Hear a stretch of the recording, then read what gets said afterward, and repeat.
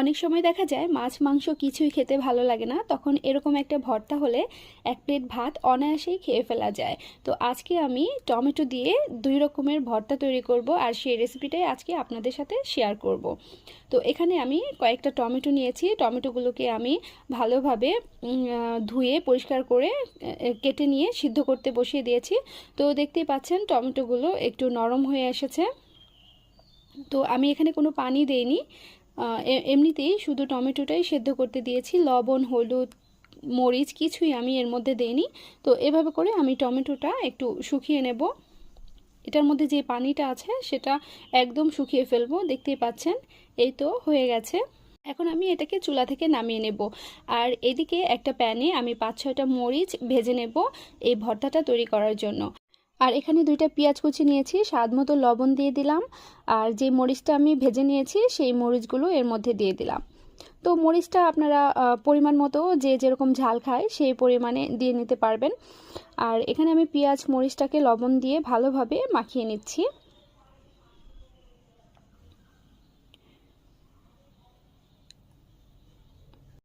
পেঁয়াজ মরিচটা ভালোভাবে মাখিয়ে নিয়েছি। এখন এর মধ্যে আমি সামান্য ধনেপাতা কুচি দিয়ে দিচ্ছি। ধনেপাতা কুচিটাকেও আমি ভালোভাবে পেঁয়াজ মরিচের সাথে মাখিয়ে নিচ্ছি।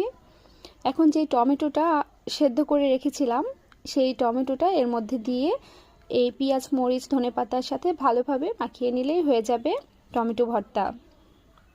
আর হ্যাঁ, আমি কিন্তু এই ভর্তাতে কোনো তেল দেইনি। আমি 2টা ভর্তাই বানাবো, আমি তেল ছাড়াই ভর্তাগুলো বানাবো। তেল ছাড়াও এই ভর্তাগুলো খেতে অসাধারণ লাগে। আর এখানে আমি আরও কিছু টমেটো এভাবে কুচি করে সেদ্ধ করতে দিয়ে দিয়েছি। আমি আরও একটা টমেটো ভর্তা করব।